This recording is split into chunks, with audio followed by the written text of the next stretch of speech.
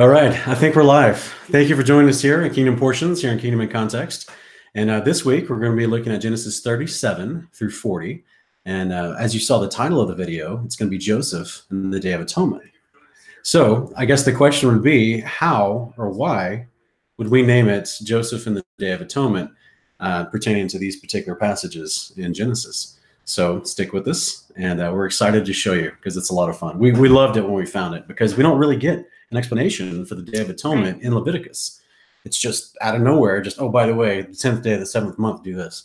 Well, we assume we know what you assume, what it's about. but there's also atonement sacrifices for the Sabbaths. Right. I mean, there's all these other different types of atonement sacrifices. So one day out of the year was kind of a special occasion, and we actually might get some backstory on it. So we're excited. If you're watching on the live stream right now, on the my lovely wife is Lindsay here. Hey guys. I'm Sean. I forgot to introduce ourselves. By the way, Shabbat Shalom. Yeah, hello. Shabbat Shalom. This is Sean Griffin. I'm Lindsay Griffin. That's right. She's going to try to... Hold on. All right, there we go. She's going to try to monitor the chat as we talk tonight, as best she can, but interact at the same time. Your voice is not 100% yet. We've both been sick the last week.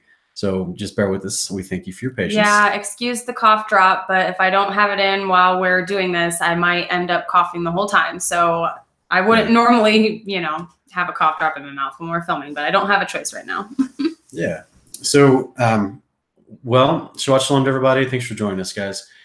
This particular episode, because of the things that we discuss from the scriptures in this episode, we just wanted to say there's kind of a mature content warning, because there's some things in here that, maybe PG-13, obviously no vulgar language or anything like that, but just some of the nature of the conversation about some of the subjects that are brought up during this, that we just want to let people know that if you've got really little ones in the room, just, be aware that questions may come. We obviously...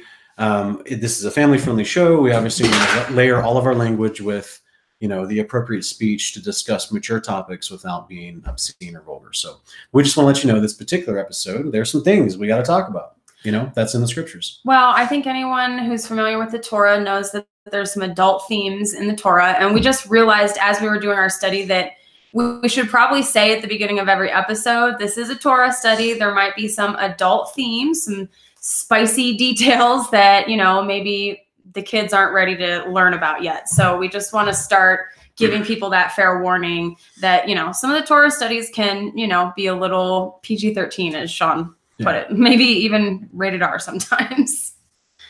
Okay. So also, just as always, guys, if you're blessed by what we do, in the links below in the video here on YouTube, there's information for both PayPal and Patreon. I know a lot of people sometimes struggle with Patreon for some reason. It's just basically like a social media site. You got to set up your own account and all that. But if it's easier for you and you've been blessed by something that you've received on this channel, on this ministry, you can just use the PayPal information. That's what a lot of people do. So we're really grateful for everyone that already has contributed to us and who want to see us do this full time through PayPal and through Patreon. We love you guys. We appreciate the support. And we love to get to a place where, we can do this all the time. Yeah. And so a live stream wouldn't be that big of a deal for us. But but right now we're both work full-time jobs and do this on the side. So we love you. We appreciate you. And as always, anything that you may feel inclined by the Father because you're blessed with this ministry that you would want to give to us, it's not a tithe. We're not Levites. Legally, according to, the scriptures themselves, all it would just simply, as Jesus explained in Matthew 10, where he sent his disciples out and said, preach the gospel of the kingdom of God, and don't take any money with you because people will give to you out of your generosity, basically, if the message that you have is blessing them. So that's all. That's kind of the principle we follow. Yeah. Right. All right. This week, Genesis 37 through 40. We're going to be looking at some wonderful pairings from First Chronicles, Corinthians, Jubilees. Obviously Jubilees is the easy go-to because it is, the storylines are paralleling what Genesis through Deuteronomy is talking about, mostly Genesis, really. Yeah. And then also Sirach, out of nowhere, Ecclesiasticus, just sneaking in there with some relevant information for this portion. So we're excited to bring it to you. Ask any questions that you have. Like I said, we're going to do our best to monitor the chat, but we can't promise to get to every question. All right. And because your voice is not doing too well this week, and I've just now got mine back, I think I'm going to probably start reading first. And so let me see. We'll put these on the screen for everyone to enjoy. Just 1 second here, since that is not letting me. All right. Okay, folks. So Genesis 37. It says, now Jacob lived in the land where his father had sojourned, in the land of Canaan. These are the records of the generations of Jacob. Joseph, when 17 years of age, was pasturing the flock with his brothers while he was still a youth, along with the sons of Bilhah and the sons of Zilpah, his father's wives. And Joseph brought back a bad report about them to their father. Now, Israel loved Joseph more than all his sons, because he was the son of his old age, and he made him a varicolored tunic. His brothers saw that their father loved him more than all his brothers, and so they hated him and could not speak to him on friendly terms. Then Joseph had a dream, and when he told it to his brothers, they hated him even more. He said to them, please listen to this dream which I have had, for behold, we were binding sheaves in the field, and lo, my sheaf rose up and also stood erect, and behold, your sheaves gathered around and bowed down to my sheaf. Then his brothers said to him, are you actually going to reign over us, or are you really going to rule over us? So they hated him even more for his dreams and for his words. Now he had still another dream, and related it to his brothers, and said, lo, I have had still another dream, and behold, the sun and moon and 11 stars were bowing down to me. He related it to his father, to his brothers, and his father rebuked him and said to him, what is this dream that you have had? Shall I and your mother and your brothers actually come to bow ourselves down before you to the ground? His brothers were jealous of him, but his father kept the saying in mind. Then his brothers went to pasture their flock. Then his brothers went to pasture their father's flock in Shechem. Israel said to Joseph, are not your brothers pasturing the flock in Shechem? Come, and I will send you to them. And he said to him, I will go. And then he said to him, go now and see about the welfare of your brothers and the welfare of the flock, and bring word back to me. So he sent him from the valley of Hebron, and he came to Shechem. A man found him, and behold, he was wandering in the field, and the man asked him, what are you looking for? He said, I am looking for my brothers. Please tell me where they are pasturing the flock. Then the man said, they have moved from here, for I heard them say, let us go to Dothan. So Joseph went after his brothers and found them in Dothan. And when they saw him from a distance, and before he came close to them, they plotted against him to put him to death. They said to him, here comes this dreamer. Now then, come and let us kill him and throw him into one of the pits. And we will say, a wild beast devoured him. Then let us see what will become of his dreams. But Reuben heard this and rescued him out of their hands and said, let us not take his life. Reuben further said to them, shed no blood. Throw him into this pit that is in the wilderness, and do not lay hands on him, that he might rescue him out of their hands to restore him to his father. So it came about, when Joseph reached his brothers, that they stripped Joseph of his tunic, the varied-colored tunic that was on him, and they took him and threw him into the pit. Now the pit was empty, without any water in it. Then they sat down to eat a meal. And as they raised their eyes and looked, behold, a caravan of Ishmaelites was coming from Gilead, with their camels bearing aromatic gum and balm and myrrh, on their way to bring them down to Egypt. And Judah said to his brothers, what profit is it for us to kill our brother and cover up his blood? Come, let us sell him to the Ishmaelites and not lay our hands on him, for he is our brother and our own flesh. And his brothers listened to him. And then some Midianite traders passed by, so they pulled him up and lifted Joseph out of the pit, sold him to the Ishmaelites for 20 shekels of silver. Thus they brought Joseph into Egypt. Now Reuben returned to the pit, and behold, Joseph was not in the pit, so he tore his clothes. He returned to his brothers and said, the boy is not there. As for me, where am I to go? So they took Joseph's tunic and slaughtered a male goat, dipped the tunic in his blood, and they sent the varied-colored tunic and brought it to their father and said, we found this. Please examine it to see whether it is your son's tunic or not. And then he examined it and said, it is my son's tunic. A wild beast has devoured him. Joseph had surely been torn to pieces. So Joseph tore his clothes and put sackcloth on his loin and mourned for his son many days. Then all his sons and all his daughters arose to comfort him, but he refused to be comforted. And he said, surely I will go down to Sheol in mourning for my son. So his father wept for him. And meanwhile, the Midianites sold him in Egypt to Potiphar, Pharaoh's officer, the captain of the bodyguard. Okay, so this here is, there's a lot of fun stuff in there, sweetie. There really is. I think you might still be sharing. It takes just a minute. There's a delay from the live stream from what we see to what the people see. Okay. It's just the way it works. So, but yeah, that's okay. Any thoughts on 37? Well, I had an interesting thing that I noticed when we were reading this from our actual physical Bible. I noticed there was a little annotation next to that word "very colored" in reference to Joseph's tunic. And the annotation said that it actually could also just mean a robe that is basically long sleeve and goes all the way to the ankles. So I looked up the word, and it's interesting because very colored, a multicolored item isn't the first thing on the definitions for that word, the word that's used for that. So I just thought it was interesting that maybe all this time we've been talking about a very colored tunic. And I mean, maybe it wasn't that it was, you know, a bunch of colors that made it special. Maybe what made it special was that his father made it for him specifically. But I mean, I don't think it's really all that significant. I just thought it was a neat little annotation in my Bible I had never noticed before that, well, maybe it wasn't all that colored. I don't know. Maybe, yeah. Whatever it was, whether it stood out because of its color or not, it definitely stood out in some regard because, obviously the text brings it up to say he made him a special tunic. And then that's the plot device they actually used to show Jacob, hey, look, Joseph's dead or been mauled by an animal.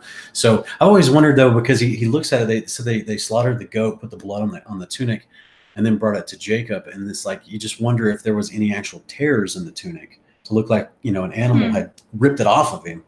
You know what I'm saying? Yeah. Because if it's just completely intact with no tearing, it's just got blood draped on it. That looks suspicious to me. Yeah. So maybe they tore it. I don't know.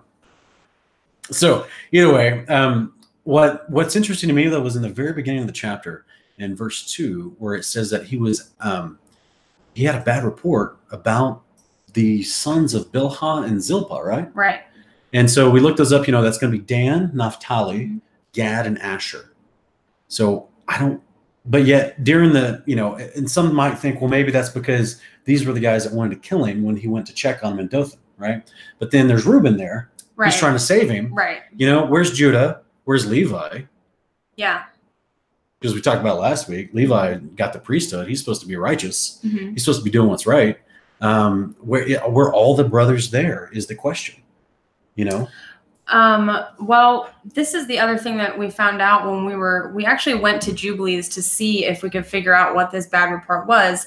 And isn't there actually a whole different time frame going on from the beginning of the chapter where he's out there with those brothers? Yeah. Then later on when he's out with them is a whole different time. There was like a war between them and the Amorite kings. There's times that's why it says he has a couple dreams in between that time. Yeah.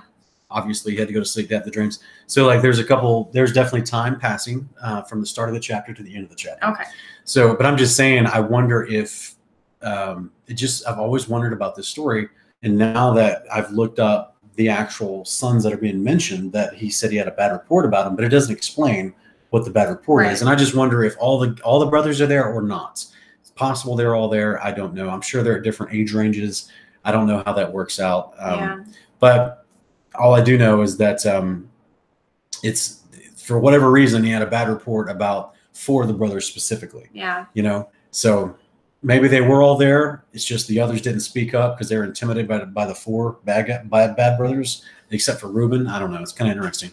But then also verse 36. We talked about the captain of the guard. Yeah, the captain of the guardsmen. So what got us to go look up this word for guardsman, because he's captain of the guardsmen, is we were actually going through Jubilees looking for context, and it called him the chief baker or something like that in Jubilees. And we're like, oh, wait a minute. Is that a contradiction? Is that something Jubilees is saying that Genesis doesn't say? So we went and looked up this word for the guardsmen, and it actually is a cook. It's the people who slaughtered the animals, was the butchers. So it's Strong's Hebrew Strong's number 2876, the word tabach, and it is for a cook / guardsman. Yeah. So apparently the term guardsman meant something different than what we would associate it with. We think of like a bodyguard, Right. But kind of, sort of, that would be, in my opinion, like ancient kings of the past, part of their line of defense around their personal bubble. They had to have someone that cooked their food that they trust and that would taste their food. Yeah. Right. And that's why we read later about the cupbearer. He was entrusted to make sure that that juice or wine or whatever's being brought to him was without poison. And so these guys were extremely, which is why we found him in prison, because he made the king mad. You know, I don't know if he spilled wine on him or if he took him some bad stuff that was soured, you know, because he didn't taste it first. I don't know. The point is, yeah, they had an entire entourage around them to make sure that there was safety in all regards, because, you know, assassinations happen. Yeah. And that's just been the way of the world for a long time. But yeah, I thought that was fascinating that, you know, the word cook actually is Strong's number 2876, and it means guardsman. Yeah. So and Julie's was not saying something different. Yeah, that's right. Genesis. Yeah, they both lined up. Yeah. So that's pretty amazing. Now, for I guess for those who are interested about what the next chapter. Well, let's just read the next chapter, and we'll get to it in just a minute. Yeah, we can tell them afterwards. All right, guys. Let me pull these slides back up for y'all to follow along if you'd like. All right, so we'll start in Genesis 38. And it says, "And it came about at that time that Judah departed from his brothers and visited a certain Adullamite, whose name was Herah. Judah saw that there was a daughter of a certain Canaanite whose name was Shua. And he took her, and he went into her. So she conceived and bore a son, and he named him And then she conceived again and bore a son and named him Onan. She bore still another son and named him Shelah. And it was at Shezib that she bore him. Now Judah took a wife for his firstborn, and her name was Tamar. But Judah's firstborn, was evil in the sight of the Lord, so the Lord took his life. Then Judah said to Onan, Go into your brother's wife, perform your duty as a brother-in-law to her, raise up offspring for your brother. And Onan knew that the offspring would not be his. So when he went into his brother's wife, he wasted his seed on the ground in order to not give offspring to his brother. But what he did was displeasing in the sight of the Lord. So he took his life also. Then Judah said to his Judah said to his daughter-in-law Tamar, Remain a widow in your father's house until my son Shelah grows up. For he thought, I'm afraid that he too may die like his brothers. So Tamar went and lived in her father's house. And now after a considerable time, Shua's daughter, the wife of Judah, died. And when the time of mourning was ended, Judah went out to his sheep shearers at Timnah, he and his friend Herah the Adullamites. It was told to Tamar, Behold, your father-in-law is going up to Timnah to shear his sheep. So she removed her widow's garments, covered herself with a veil, and wrapped herself, and sat in the gateway of Enaim, which is on the road to Timnah. For she saw that Shelah had grown up, and she had not been given to him as a wife. And when Judah saw her, he thought she was a harlot, for she had covered her face. So he turned aside to her by the road and said, Here now, let me come in to you. For he did not know that she was his daughter-in-law. And she said, What will you give me that you may come into me? And he said, Therefore, I will send you a young goat from the flock. And she said, Moreover, will you give a pledge until you send it? He said, What pledge shall I give you? And she said, Your seal, your cord, and your staff that is in your hand. So he gave them to her and went into her, and she conceived by him. Then she arose and departed, and removed her veil and put on her widow's garments. When Judah sent the young goat by his friend, the Adullamite, to receive the pledge from the woman's hand, he did not find her. He asked the man of her place, saying, Where is the temple prostitute who was by the road to Enaim? But they said, There has been no temple prostitute here. So he returned to Judah and said, I did not find her. And furthermore, the men of the place said, There has been no temple prostitute here. And then Judah said, Let her keep them, otherwise we will become a laughingstock. After all, I sent this young goat, but you did not find her. Now, it was about 3 months later that Judah was informed, Your daughter-in-law Tamar has played the harlot, and behold, she is also with child by harlotry. And then Judah said, Bring her out, let her be burned. It was while she was being brought out that she sent to her father-in-law, saying, I am with child by the man to whom these things belong. And she said, Please examine and see whose signet ring and cords and staff these are. Judah recognized them and said, She is more righteous than I, inasmuch as I did not give her to my son Shelah, and he did not have relations with her again. It came about at that time she was giving birth, that behold, there were twins in her womb. Moreover, it took place while she was giving birth, one put out a hand, and the midwife took and tied a scarlet thread in his hand, saying, This one came out first. But it came about as he drew back his hand, that behold, his brother came out. And then she said, What a breach you have made for yourself. So he was named Perez. And afterward his brother came out, who had the scarlet thread in his hand. He was named Zerah. All right. So spicy. There's a lot going on in this chapter, guys. There's so much. Let's see here. Basically, one of the things that it blows my mind somehow these things go down. But one of the things I think is probably a good clue for us, that at the beginning of this particular chapter, it tells us who Judah actually married. Mm-hmm.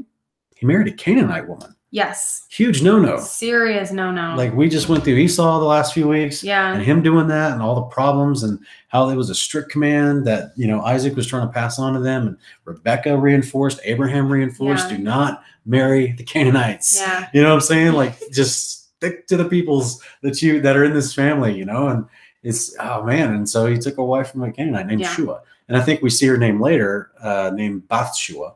Right. Which is basically the Hebrew word meaning the daughter of Shua. Yes. Which is kind of interesting. So pretty easy the way they do that.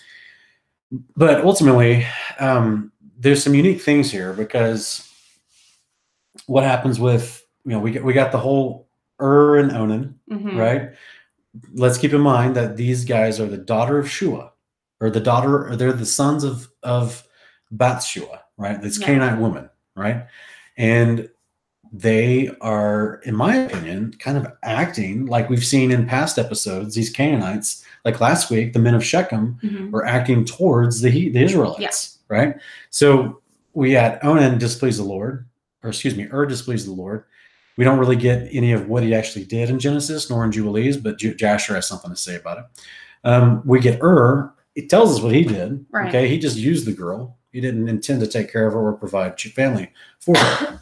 So we've got some very bad behavior by these two guys. But it's not just that they're not wanting, because remember there's that law that we read. Remember we're doing our Deuteronomy portions. We read about that law that if the brother-in-law does not fulfill the duty and the obligation to, like if the brother dies and the brother-in-law has to take over basically and provide children for the wife, and then essentially kind of adopt them into his family.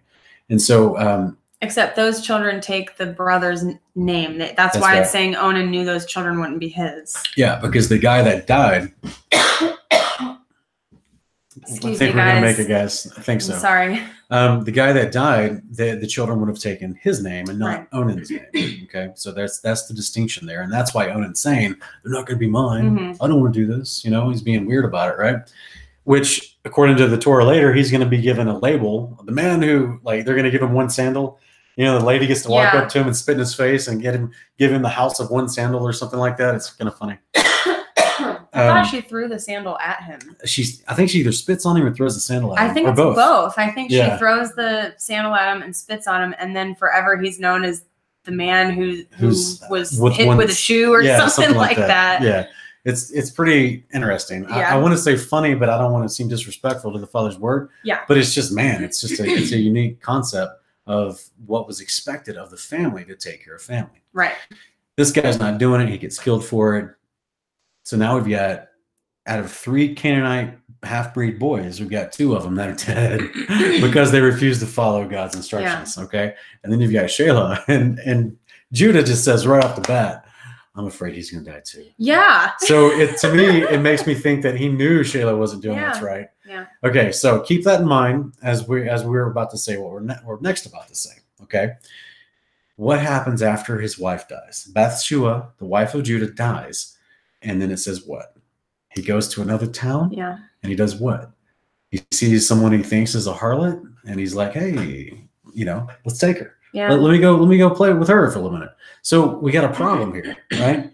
And it makes me think, and this is not in the text. This is just understanding the Canaanite practices, understanding their disposition toward the Hebrews, specifically the family of Abraham, and then seeing some of the behavior we're seeing from his boys and from the wife. We're actually going to read about that a little later in Jubilees, about actually how Bathshua refused to give Shelah to Tamar. Yeah. Right. Which is why Tamar says that, why she was even motivated to go dress up and trap Judah like this, because they weren't going to give Shelah to her. Right.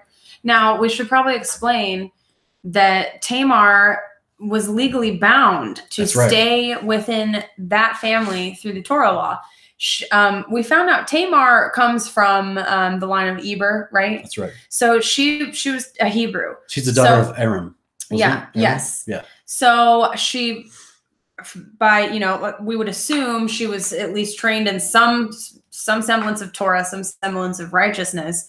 So she was not going outside of any legal bounds when she did this. And she did this because she was stuck. Because once you're promised to someone under the Torah law, even if you're just engaged, she's his daughter-in-law. And then the law, I think we made a note of, it's Deuteronomy 25 verses 5-6. Mm-hmm. That law states that she can't marry outside of the family if that husband dies. And that's where the brothers come in and providing the heir and all that kind of stuff. So some people might think, why would she have gone out and gone to that extreme? Yeah, she's stuck in a situation by not just the cultural tradition, but the instructions that were being passed down from Jacob and to his boys because remember, as we talked about last week, Jacob had received the instructions of God of, how to live.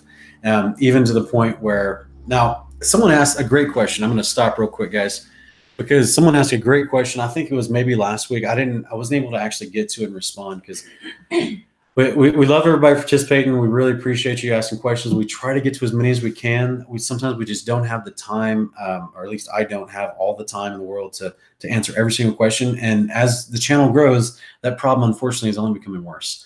So guys, I apologize. We're doing our best, but there's some questions that if we've already answered in the video, I may not respond. It's not because I'm trying to be rude or ignore you. It's just because I've already answered it in the video, and it's literally recorded me saying it. So it's just some people don't watch all the video before they start asking questions. We both work full-time jobs. I have a job where I'm in jewelry production.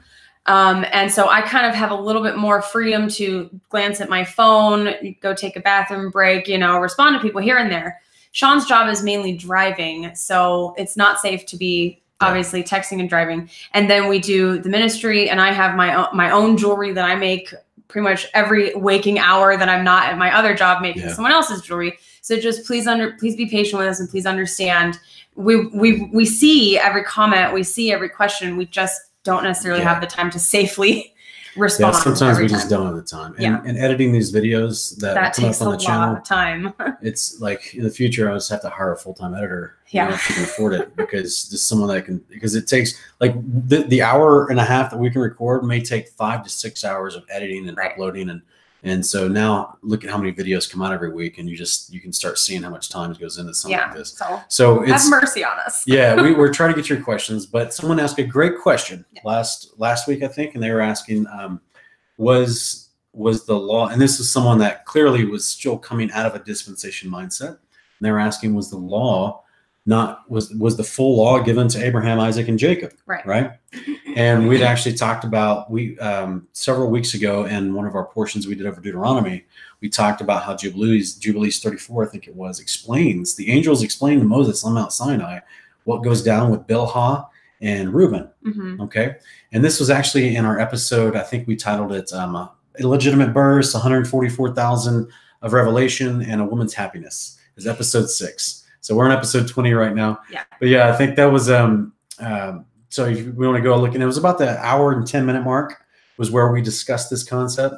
But the whole idea was the angel was telling Moses on Mount Sinai, as he's explaining the story of Reuben and Bilhah, that, hey, by the way, there's some, we didn't give you guys the fullness of the law for a reason. So we got a lot of the law, right, which is the moral codes and things like that. But clearly, without having a Levitical priesthood and instructions for a tabernacle, all those extra laws we get in Leviticus and Exodus and all that stuff, they didn't get those yet because the circumstances weren't right for them to need them, right? So they were still depending upon a Melchizedek order. They were still doing an altar of unhewn stone through the priesthood that was out in the open, right? They would make an encampment going up to an altar they built with stones. So there wasn't an established tabernacle. There wasn't all the instructions for that, much less an established Levitical priesthood with lesser priests and a high priest. There was a Melchizedek priesthood, which in my opinion had high priests and lesser priests, but there was not all these detailed ordinances for what we get in Exodus and all that because the circumstances were not there yet. Doesn't mean that the law was not alive. Right. Doesn't mean it wasn't written on heavenly tablets already up there, just waiting to be revealed. That's what we see continually in the book of Jubilees is the angel explaining to Moses This law has been kept from creation in the heavenly tabernacle, or on the heavenly tablets in heaven. Because remember, the tabernacle and the fullness of the law that was received at Mount Sinai, all of that was to do with a tabernacle on the ground, which was just a copy and a shadow of the actual true tabernacle in heaven. And the book of Hebrews, I believe it's chapter 5, verses 4 and 5, explain that in great detail. We also see it in Exodus 25, 26, and 27. As Moses is on Mount Sinai getting the instructions, they're telling him, be careful to make everything you see that you're seeing, make a copy of it, write it down carefully, draw out the schematics carefully so that you can make a copy of what you're seeing on the ground from what is in heaven. Therefore, they've kept the fullness of all the instructions in heaven down on the ground. Abraham couldn't keep all those because the tabernacle he didn't know about it. You know what I'm saying? So, and that's why we talked about last week, once Jacob got the kind of the prophetic information that there was going to be a temple and a tabernacle there, he wanted to build it. Yeah, he wanted to get right to it. Yeah. And the father was like, no, you're not going to be the one. And just keep doing things. I got you. But so we hope that explains the idea. And this is also, if there's no law given forward to mankind, this is what the angel was explaining, that there's no accountability that they can hold you to. This is why Reuben and Bilhah were not burned for what they did. And we go over it in detail in episode 6. We talk about why would Reuben be saved from that. I mean, I think the logical conclusion for anyone should be he's one of the 12 sons, and you know, people need to come from him. So I think it's kind of obvious why that would be, but we go over it in detail in episode 6. Yeah, so check that episode out if you have a chance, if you want more detailed information on that particular story. But as it pertains to all of this that we've been reading for the last few episodes, as we see these guys doing actions of the law that we can line up with Deuteronomy, Numbers, Leviticus, Exodus, and we're going, man, did they have the fullness of the law? Right. And then you start to realize, well, I don't know, did they do this or that? Why is Tamar sticking into the house? Oh, that's in Deuteronomy 25. Yeah. You know what I mean? But so you start to see this kind of stuff, right? Just like Exodus tells him not to marry a Canaanite. Well, you got Abraham instructing his kids not to marry a Canaanite. Yeah. So they clearly had a huge portion of it, of understanding about the kingdom to come and why they would follow these rules. But as far as the detailed ordinances, the circumstances weren't right yet. So therefore, it didn't matter to them to have it. Furthermore, what I wanted to really throw out here was the concept of why Judah would even mess with Tamar. If she's dressed up like a harlot, intentionally to deceive somebody, to look like a harlot and whatever that looked like, because it said she took off her widow's garments, which means that apparently is a distinguishable outfit. To put on a different outfit that was distinguishable to be recognized mistakenly. Not just a harlot, but a temple prostitute. But it's a temple prostitute, okay? So now we have Judah, who married a woman from a different religion.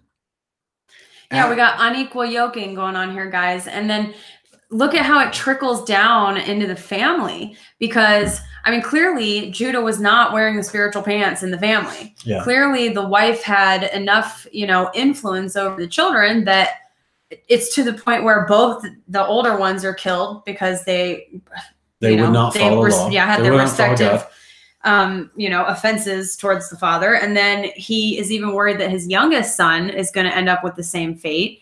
We have Jubilee's telling us that his wife wouldn't allow her son to marry this girl. And most likely it was because Tamar was a Hebrew.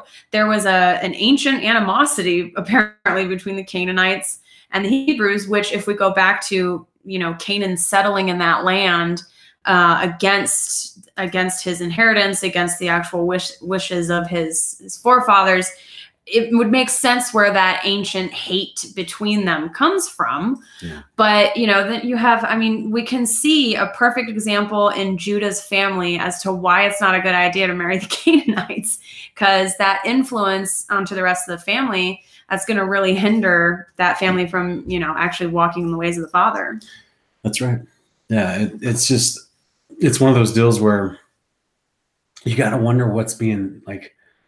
My thought comes like, where's Levi in all this? Yeah. Like he marries a Canaanite woman long enough to have kids. There's clearly a generation. Levi married a Canaanite woman. Judah married a Canaanite woman long enough to have 3 kids by her, to the point of saying these kids are at the age of reproduction. to be a husband to other people, Right. right? So this isn't just like a quick, short-sighted decision that Right. you know what I mean? Like, what's Jacob saying during all this to Judah? Like, why you marry her? Like, what's going on? How would you? So clearly, you have Israel, Jacob, letting his children decide for themselves. Mm-hmm. Do you want to follow the Lord or not? Yeah. And at that point in his life, he was like, "Hey, I like this girl. I want to marry this girl." Well, okay, she worships a totally different God. Yeah. You know what I mean? Like, how's that going to work out? Now, we're not talking about, guys, and we know that nobody, when we talk about unequally yoking, we know that no one, very, very, very few husbands and wives are just at the same level of understanding in the scriptures or in devotion to their heart and the Father. But like most of the time, they both at least acknowledge God, believe in God, and want to do what's right according to, God's instructions to some degree. So we're looking at a situation where we've got Judah, a son of Jacob, marrying someone that doesn't seem to want to have anything to do with the father's instructions, right? Which is a big deal, which means they're not doing covenant behavior. Right. And this is why 2 of his kids are already dead, right? They're refusing to do covenant behavior. And they're in a family that's trying to be in covenant. Right. Judah as the leader of that family, which I'm guessing he's circumcised or in Onan. You know what I'm saying? So this all to the point of your heart matters. What you do matters as far as, are you doing the deeds of the covenant? The Father, he sees our hearts. And it makes me wonder if Judah is being influenced by this family, because as soon as she dies, he goes and messes with a temple prostitute. Temple that we saw in previous chapters is a Molech temple. Yeah. So, without going into too graphic detail, the point of the temple prostitutes, they had both male and female prostitutes at these temples. And this was part of your quote unquote worship that you would do. And then the offspring that were produced from what we saw in this thing, they would have been the ones they sacrificed later. That was part of the thing. The next year, they take those babies that were conceived in the previous year, and those would be from the temple prostitutes, and those would be the ones they would sacrifice to Moloch. Like, it was a horrible thing. It was not good. So, I just want to address something in the chat here. Okay. What's up? We're not teaching truth for profit. We're not asking to make a profit off of what we're doing. It is completely normal for people to give free will offerings to ministries that they feel fed by, so that those ministries can keep feeding them. It's perfectly normal. It's in the New Testament. It's all through the whole book. We are not teaching truth for profit. And I really don't appreciate the accusation. And I love you. And you don't have to pay anything to watch this. Nobody has to give any money all of our against their will. All of the content we produce is 100% free. Yeah. So you guys can like, share it, subscribe, unsubscribe. I mean, it's all free for you to look at. Some people offer money out of the goodness of their heart. They have asked us to give them an avenue to do that for us. And those people understand how that works. And it's on their Father has gifted them with the gift of giving. And they choose to do that. And we choose to accept the gift. But we don't demand any gifts. And we would do this whether we received offerings or not. We've been doing it all year. So I'm sorry, but I had to address that. It's good. No matter what we do, sweetie, there's always going to be someone that tries to stir the pot. I know, okay? We just want to let it fly. I took the opportunity to go ahead and answer the question the lady kindly asked. You weren't rude asking that, but that's my explanation for you. Yeah, it's interesting to me because you get like, there's people online that just film themselves playing video games. Yes. And they're receiving like hundreds of dollars a day from people that are donating to them just to watch them play video games. Yeah. So, again, the scriptural principles, 2 Corinthians 9, Matthew chapter 10, is this idea of those who preach the gospel of the kingdom of God have the right to earn a living off the gospel of the kingdom of God. So this is scriptural principles. We give them at the beginning of every show. We'll just let you read the book for yourself and come to your own peace about that. If you're not at peace with it, that's fine. But ultimately, we do this out of the goodness of our heart. We do this for spend ridiculous amount of extra time in our life, sacrificing other things so that we can provide resources for folks so they can have understanding. That was our whole heart to begin with when we started this. Was we saw nothing but mass confusion across the body from all kinds of people that were either in the church, the mainstream churches, or still coming out of it into more of a messianic feel, but then they were seeing all these different opinions from different messianic teachers. And we were like, well, how can we create something, a channel, a vision, a goal that touches on the major themes and topics of keeping the kingdom of God in focus, which is what Jesus did with all of his preaching, so that we can bring edification and understanding to the average person so they can read the book for themselves and feel like they can read the book, Right. and not need some guru to teach them how to read the book, right? Which is why we take all the extra time to put these slides up and, you know, and put them on the screen for you so that you can read along with us as we're doing this. So that's our heart about all this, is we really want people to understand the scriptures so they can then teach them to others on their own. Yeah. You know, if you want to link a video to something we've done, awesome. That's cool. We really appreciate the nod and we respect you for that. But at the same time, our goal is to teach you these ideas so that you can go and teach them to other people and competently with the scriptures in hand. And you don't need to say, oh, well, check out this one pastor that says this or this one teacher that says that. That's where we get in trouble, because then you're pointing to a guy's interpretation instead of competently being able to explain the word yourself. And that is our heart and our passion for everyone that's watching anything on this channel, which is why we do certain things on this channel the way we do, and we take such great care and time to do it. So, all right, guys, let's get back to it. Moving on. So basically here in Genesis 38, we've got, you know, basically a lot of things happening here with Judah and Tamar that are going wrong. I mean, clearly Judah acknowledges at the end of the chapter that Tamar was more righteous than him, even in her deception to entrap him. You know, I think this could have been, you know, a pretty huge turning point for him in his life, you know, that he just basically says, and I think we're going to read about that later. So stick with this to our portions, because later, our parents. Our parents. Is that what we paired? I believe in Jubilees 34 for later. Okay. I think we might be reading about it, but it's going to talk about how Judah's heart did have a change. No, it's not in 34. It's in 41. Oh, 41. So we don't go over that in our pairing. So if you want to read that on your own. Read Jubilees chapter 41. It does. He did feel sorry for what he did. He repented. He sought forgiveness, and he was forgiven for that. So the Genesis reading makes it seem like he's pretty, just like, oh, well, I'm caught. You know, she's more righteous than I. Don't burn her. You know. Yeah. What I really wonder about is, like, you know, the life of those twins after that, and, you know, did he raise them, or were they raised in the household of her father? Like, that's an interesting. Tamar was still in his household, so Judah would have raised him. That's interesting. I mean, that would just definitely make for an interesting, you know, biblical fiction novel. And think about the irony of that, how all this time, for apparently a span of time waiting for Shelah to grow up. Right. She's looking at Judah going, now you're going to give me a husband, right? Yeah. You're going to give me a husband, right? And he's like, yeah, I got you. I got you. Lo and behold, she makes him the husband. Yeah, because we never find out what happens with Shelah. Like, did he end up dying? We know that the mother was not allowing him to marry Tamar, but then the mother dies. So what's so uniquely appropriate for us, and the reason why we're spending some time building up to this on chapter 38, is because Judah, guess where the line of Yeshua comes from? Right. Yeah. Can't come from Bathsheba, the Canaanite woman. Right. So those people are taken out of the equation. And then Tamar from the daughters of Aram, which is where Abraham came from, in that family line. She's kosher. That's not a biblical term, but, you know. Oh, yes. So she's basically Hebrew approved. Yeah. She's definitely in the right family, so to speak. She didn't. So Yeshua is not born from any ancient ancestors of Canaanites. Right.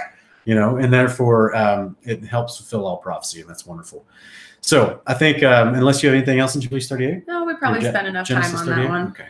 We'll go and we'll jump into chapter 39, and let me allow everyone to follow along with us.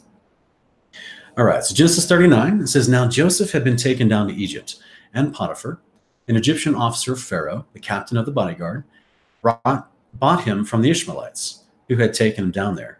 The Lord was with Joseph, so he became a successful man, and he was in the house of his master, the Egyptian. Now his master saw that the Lord was with him, and how the Lord caused all that he did to prosper in his hand. So Joseph found favor in his sight and became his personal servant. And he made him overseer over his house, and all that he had owned he put in his charge. It came about that from the time he made him overseer in his house, and over all that he owned, the Lord blessed the Egyptian's house on account of Joseph. Thus the Lord's blessing was upon all that he owned, in the house and in the field.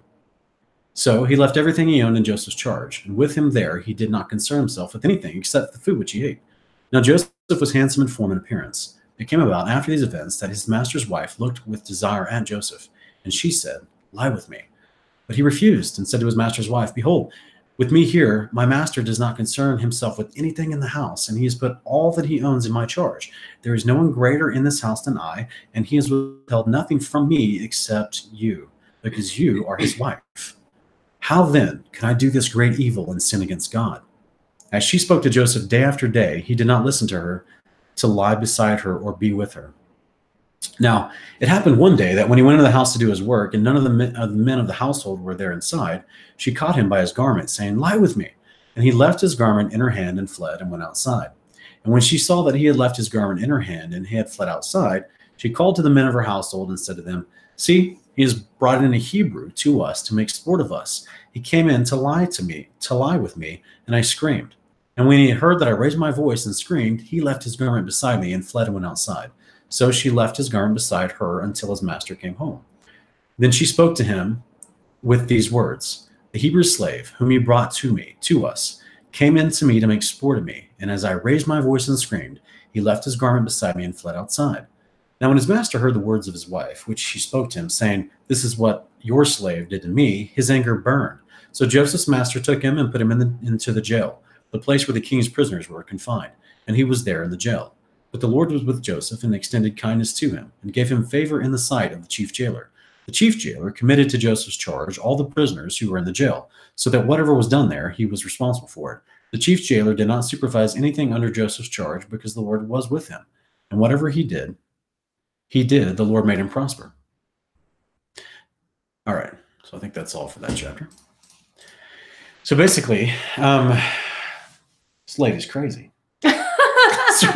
Yeah, with all the recent, theater in Congress and the Supreme Court and all that stuff recently, I think a lot of people brought to mind this story. Like a lot of us, it was what I immediately thought of as, the whole fiasco with Joseph and Potiphar's wife. Imagine a woman that just pesters you day after day and saying, "Lie with me, lie with me." You remember last week, I think it was, or a few weeks ago, where we talked about how, was it Jacob when he saw Rachel? Yeah. He wept and he kissed her. Yeah. And he was like, and we were like, man, that's a little bit too much. That's some red flags right there. But yeah, so, Potiphar's wife, we don't get her name in Genesis here, but she's definitely trouble. Mm-hmm. And what I think is unique about it is that it says that Potiphar was a eunuch. Yes, that is something I did not notice until we were studying this week. Yes. Potiphar was a eunuch. He's a eunuch, so that may which doesn't excuse her behavior. Does not, but it may be why she was so crazed. Yeah, let's just use that term. Yeah, she was a little bent up. So I think, and apparently this Joseph is blossoming into a young man. He's become attractive. Yeah, I think the biggest lesson to take from the story, though, here is that we have Joseph clearly obeying Torah command. That's right. Of not committing adultery. And the way Joseph put it is, I will not sin against my God. It's been one of my favorite things since I was like 20 years old. Love it. When I first came into the faith and started reading the Bible and studying it, and I saw that story, and I was like, man, he didn't say, I'm not going to sin against Potiphar. Right.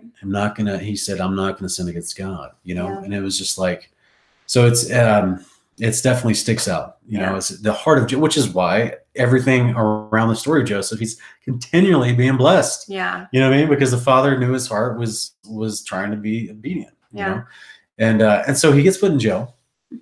He gets duties in jail, and he gets supervision duties over other jailers in jail.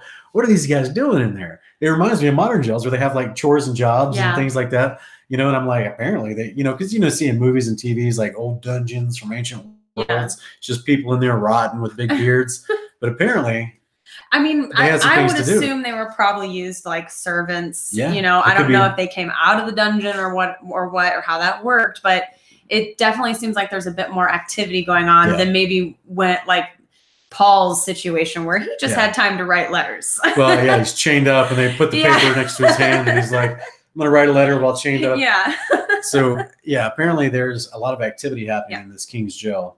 And yeah, who knows? They could be making garments or whatever. Right. I don't know. But yeah, so I think it's fascinating that even while in jail, the guy is standing out. Yeah, he's being shown favor. You know, he's being shown favor. And even though Potiphar was mad at him, gosh, you gotta. It makes me wonder. Again, like we've talked about multiple times on this show, you know, that there is extra biblical books that sometimes we'll reference. The one that we've never put on screen for people, but we've mentioned because it's interesting, and we're still testing the book ourselves, is the book of Jasher. Mm-hmm. And the book of Jasher has a lot of information about this particular time period in Joseph's life and this interaction with Potiphar's wife, to the point where it says like an entire year goes by where she's daily throughout the entire year pressing him to hook up with her. And to the point where once this actually happens and she actually accuses him that Potiphar didn't even quite believe her at the beginning because he was like, Joseph? Yeah. No way, not Joseph. And then they apparently went, according to Jasher, I'll let you read it and test it for yourself, but apparently they went before a system of judges, and Joseph was trying to defend himself with logic and common reason because of the way his tunic was torn and didn't match the story of Potiphar's wife, and the judges deemed him innocent, and Potiphar threw him in jail anyway because he had to appease his wife. Yeah.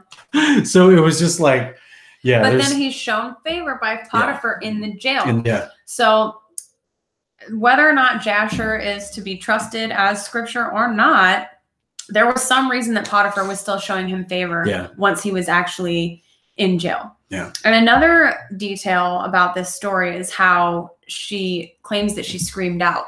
Yes. Yes. Now we see in Deuteronomy 22, is it? Deuteronomy 22. It's 23 and 24.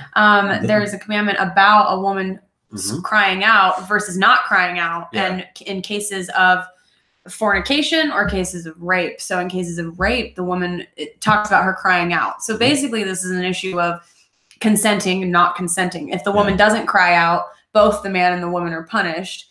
So now this doesn't mean.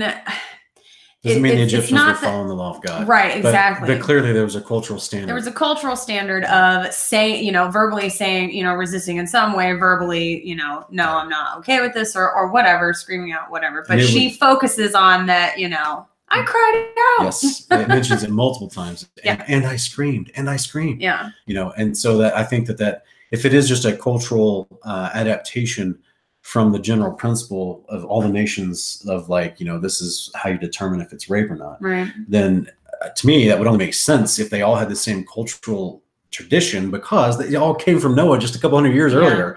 All these people, just don't forget Noah's really close to these people, in the timeline. And so if he's teaching them righteousness through Shem being passed down, and these kids are going out and they're keeping pieces of it. Yeah. They may not keep the fullness of it or the heart of it, but some of the practicality of day-to-day living, they're going to keep pieces of it. This is where you get the atheists saying, I don't need a book to tell me what's right from wrong. I know it's wrong to steal. I know it's wrong to do this or that. Well, yeah, technically you actually know that because going all the way back, your forefather Noah taught all of his sons that, and it trickled down. That's right. It's not that you have this innate sense inside of you that just knows right from wrong. You were taught that at some point by someone who was taught that by someone who was taught that. That's right. Yeah.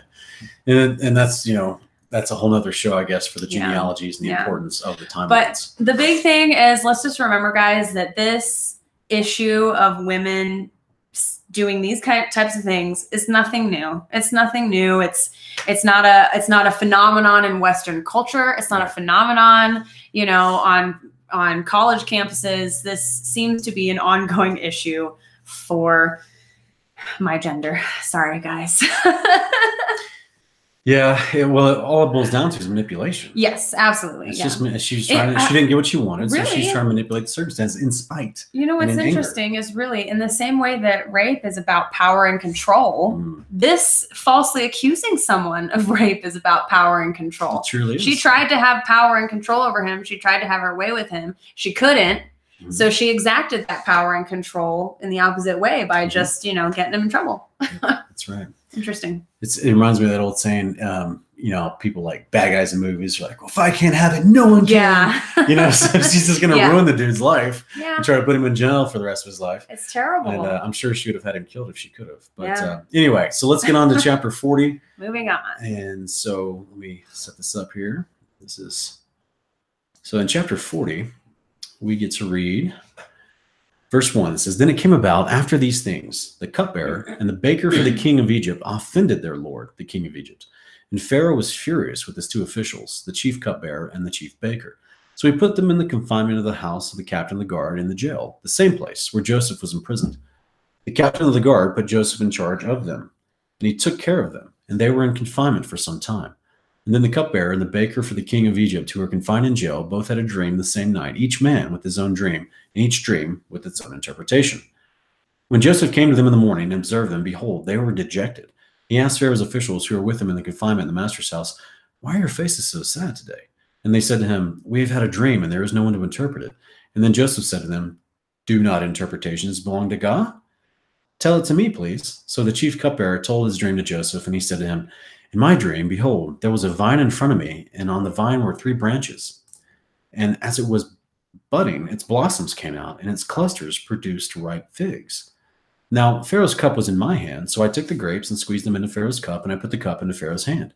Then Joseph said to him, this is the interpretation of it. The 3 branches are 3 days. Within 3 more days, Pharaoh will lift up your head and restore you to your office, and you will put Pharaoh's cup into his hand according to your former custom when you were his cupbearer.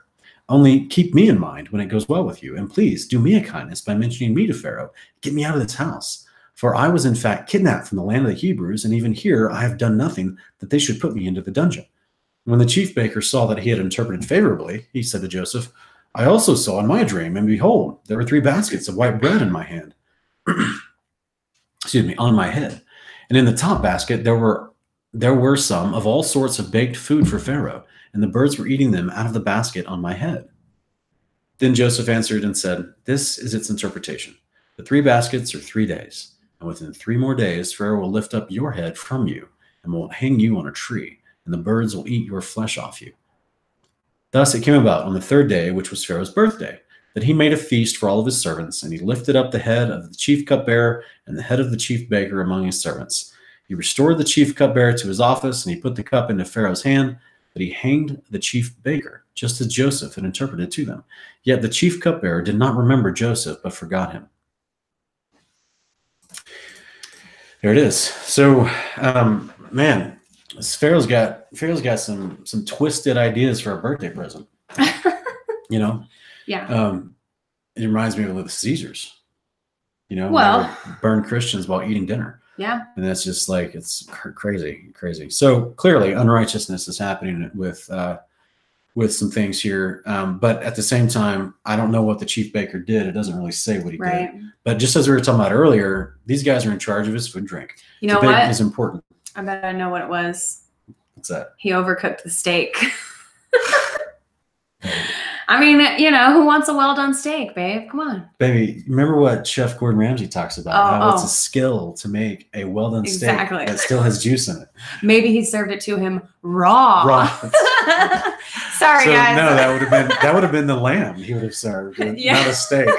Without any lamb sauce. Yeah, the lamb sauce. So sorry, guys. I have a secret love of MasterChef. And I've been binging on it lately, so he's always teasing me about raw steak and where's the lamb sauce. The dude says everything is raw. That's his catchphrase, babe. Anyway, so don't judge me, guys. Please don't judge me.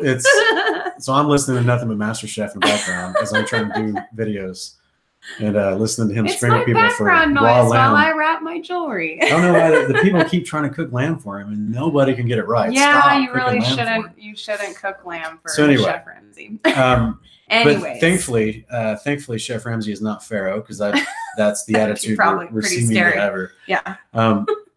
Joseph is not getting any props anywhere. Yeah. Okay. He's getting disrespected on every level. He's being patient in spirit. He's being patient to wait it out, wait on the Lord, and that's what's important here. Yeah. Okay.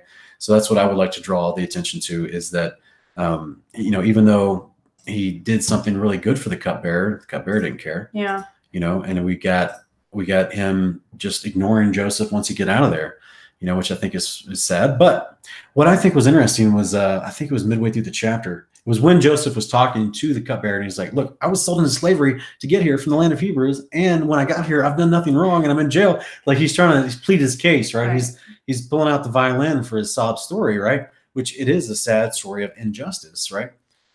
But what's interesting to me is he calls in talking to the cupbearer, he says, I was sold into slavery here from the land of the Hebrews. Right.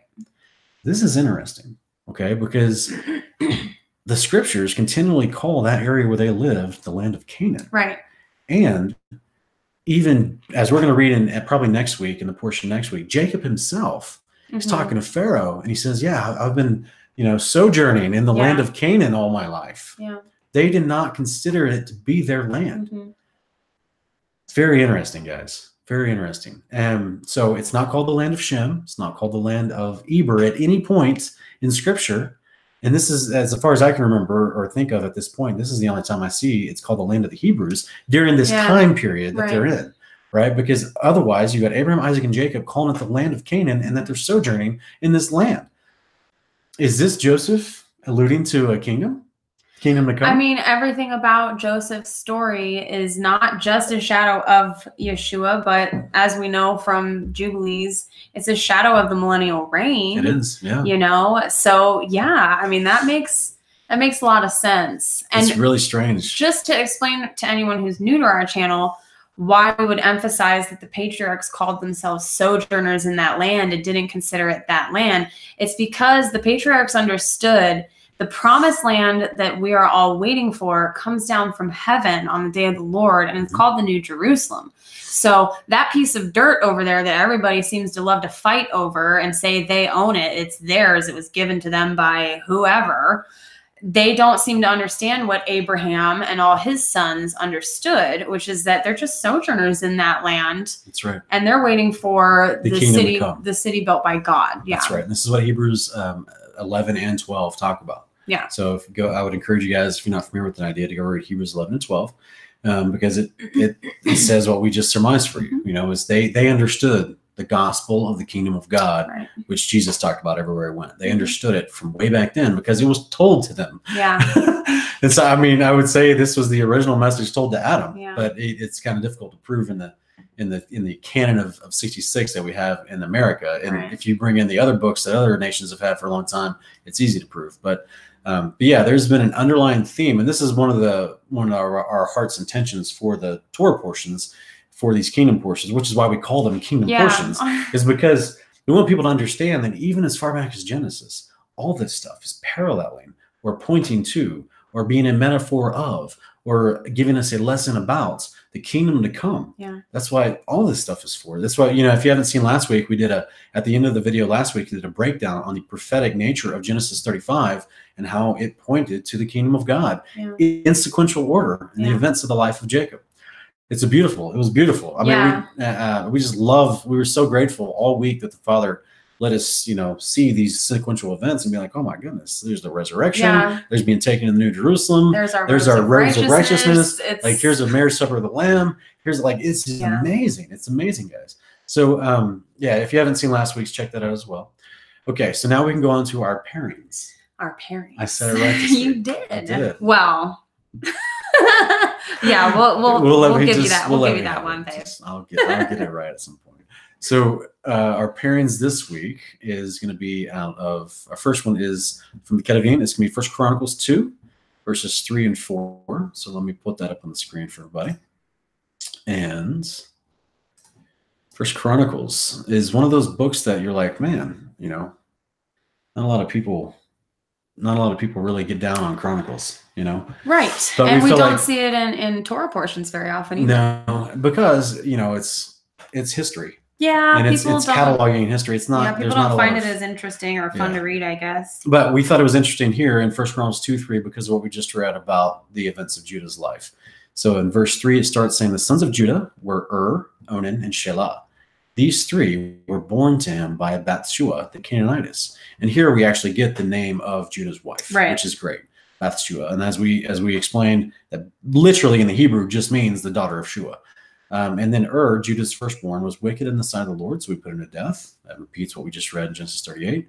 Tamar, his daughter-in-law, bore him Perez and Zerah. Judah had 5 sons in all. The sons of Perez were Hezron, Hamul, and the sons of Zerah were Zimri, Ethan, Himal, Kalkal, and Dara. 5 of them in all. The sons of Carmi were Achar, and the troubler of Israel, who violated the ban, the son of Ethan, was Azariah. Sweetie, I got the difficult names again this week. Gee, I'm so sorry. I think it's just. I think I just need to have a sore throat every week. That's right. So basically, so this is good because it gives us, what happened to Perez and Zerah, right? We get their sons and everything. And apparently, the son of Carmi, this guy named Achar, was a troubler of Israel. Yeah. Right. We'll probably read about that in another portion. And real quick though, let's go to Isaiah 49:6-7, because this has a little bit of relevance to. I think we may have. I don't know if that was put in the actual portion or not, but we'll read this one real quick as well as it relates. Verse 6 says, "He says, is it too small a thing that you should be my servant, to raise up the tribes of Jacob, to restore the preserved ones of Israel? I will also make you a light of the nations, so that my salvation may reach to the ends of the earth. Thus says the Lord, the Redeemer of Israel, and its Holy One, to the despised one, to the one abhorred by the nation, to the servant of rulers. Kings will see and arise. Princes will also bow down, because of the Lord, who is faithful, the Holy One of Israel, who has chosen you." All right. So this in relation to some of the dreams that we read about Joseph. Right. Okay. That's and right. the mother, father, and brothers bowing down. We're going to see that fulfilled inside the New Jerusalem with Yeshua, right? Which is what this passage is prophesying about. Yeshua, our King and Lord, Yeshua of Nazareth, Jesus Christ, is the servant that's being raised up by the Father so that, to restore the preserved ones of Israel. And the reason we paired this is because we noticed how, because of Joseph's presence and him being blessed by the Lord, everyone around him was blessed. That's right. It wasn't just Joseph who was blessed. Potiphar's household was blessed, right. And then Pharaoh was blessed because of Joseph. And so what we saw there was a parallel to how in the kingdom, we're literally going to be a light to the nations, and we're going to bless all of the people who survive that day of the Lord, and they need to come for healing, and they need to come, obviously, not just for regular food, but to be fed with the word, which is the most important meal of the day. We're going to be a light to them. We're going to be a blessing to them in the same way, on a much smaller scale, that Joseph was a blessing to the surrounding, the people that he was dwelling amongst. That's right. And we get our blessing from Yeshua. Exactly. Who is the salvation that reaches to the ends of the earth. Yeah. So hence his name meaning salvation. And so we give all praise and glory to our King. Yeah, amen. And we love, I think people have done this in the past, and they've taken Joseph's life throughout Genesis and just they've written down all the parallels that happened in his life.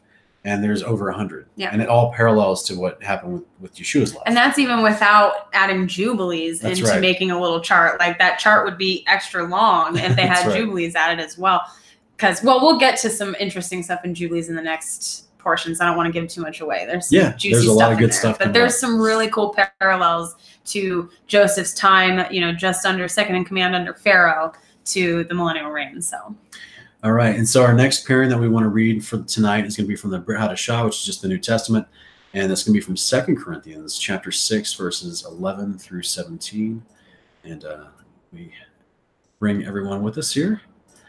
And so here in 2 Corinthians, it says, "Our mouth has spoken freely to you, O Corinthians. Our heart is open wide. You are not restrained by us, but you are restrained in your own affections. Now in a like exchange, I speak as to children. Open wide to us also. Do not be bound together with unbelievers. For what partnership have righteousness and lawless, or what fellowship have light with darkness? Or what harmony has Christ with Belial? Or what has a believer in common with an unbeliever? Or what agreement has the temple of God with idols? For we are the temple of the living God, just as God said, I will dwell in them and walk among them, and I will be their God, and they shall be my people. Therefore, come out from their midst and be separate, says the Lord. Do not touch what is unclean, and I will welcome you. I will be a father to you, and you shall be sons and daughters to me, says the Lord Almighty." It's 1 Corinthians 6. I think it's 2 Corinthians. I'm sorry, guys. I think I made a typo. Yeah. But so unequal yoking. Yeah, this is where we were getting this concept of unequal yoking from Judah and his wife Bathsheba. All right. Here in the next portion here, it's going to be from Jubilees, and this is starting off in chapter 34, and we've paired this up with some of the things that went down in Genesis as well. So in Jubilees 34, 10 through 15, it says, and in the 7th year of this week, he sent Joseph to learn about the welfare of his brothers from his house to the land of Shechem, and he found them in the land of Dothan. Oh, just real quick, baby. Did you remember? Do you remember when we were reading this in Genesis? And he says Joseph went to the area of Shechem, and a man found him in the field wandering around. Yeah. And the man comes up to him and he says, "What are you doing?" And Joseph's like, "Hello, sir. I'm looking for my brothers." No, you know what it reminds me of? You and your ex. Sorry, that's my Tiny Tim accent. So anyway, so what it reminds me of though is that you ever play one of those role-playing games where like you go to the different town and you talk to the welder or the blacksmith or just the random stranger in town and you try to get information from them? Yeah, I wasn't D&D, but it's not D&D. It's just like regular role-playing games as far as just adventure games where you go to different towns and you have to get information. Yeah, I've played them. And acquire different things. And so like that's what this scene reminds me of is like you just this dude's walking through the field and then a man, just some random dude, we don't get his name, we don't know where he came from, we don't know what this is about. Genesis is kind of written that way. What happened last week in Shechem? Yeah. All the men were killed. Yeah. So where'd this guy come from? Yeah. So clearly they've repopulated some of the area now. And we've got this random dude that just walks up to Joseph. "What are you doing?" "Well, hello, sir. I'm looking for my brothers. Do you have any information for me?" Scroll down option menu. "Yes, they went to Dothan." "Well, thank you, sir. Here's 5 pence for your time." Like it just shekels. Excuse me, shekels for your Shechem time. Yeah, I don't. It's weird the way it's written from a writer's perspective. I just smile, because I'm like, look, this is so vague and so like dun, dun, dun, dun, matter of fact, 1, 2, 3, and it's just and again, that's why the reason I point out fun little stuff like that is because it always reminds me that Genesis specifically, as well as Exodus, Leviticus, Numbers, Deuteronomy, they're encoded. Yeah. So God put these words there intentionally, and sometimes it sounds like it's repeating itself. Sometimes it sounds really vague and uninformative. Sometimes, so this is the fun stuff where you get to dig in, look for context, define words, see what these words mean, try to occasionally pull up an old school map and see where these towns are located. You know what I'm saying? So you can kind of get your bearings on what may be happening to find the context of the circumstances and situation, because what seems, and I'll be honest with you, sometimes there's passages in Genesis that seem a little hard to read. It doesn't flow very well with their normal reading pattern as we would a modern magazine or book or something like that. It's because it's encoded. There's things put in there intentionally that seem a little different, because in the Hebrew, in the original text, they were finding all kinds of fun stuff that the Father encoded. So anyway, just thought I'd throw that out there for folks. Let's get back to it. So Jubilees 34 here, and he says, he found them in the land of Dothan, and they dealt treacherously with him and formed a plot against him. This is, of course, the brothers dealing with Joseph. But changing their minds, they sold him to Ishmaelite merchants, and they brought him down into Egypt, and they sold him to Potiphar, the eunuch of Pharaoh, the chief of the cooks, priest of the city of Elu. So apparently, this guy had a little bit more than just being a cook. Yes. So he was a priest of the city of Elu. So I guess I'm just guessing that's where he was staying. I don't know where the city of Elu is off the top of my head, but or if that translates from ancient Egyptian word into something else. And then the sons of Jacob slaughtered a kid. So this is the brothers of Jacob slaughtered a kid, dipped the coat of Joseph in the blood, and sent it to Jacob their father on the 10th of the 7th month. And he mourned all night, for they had brought it to him in the evening, and he became feverish with mourning for his death. And he said, "An evil beast has devoured Joseph."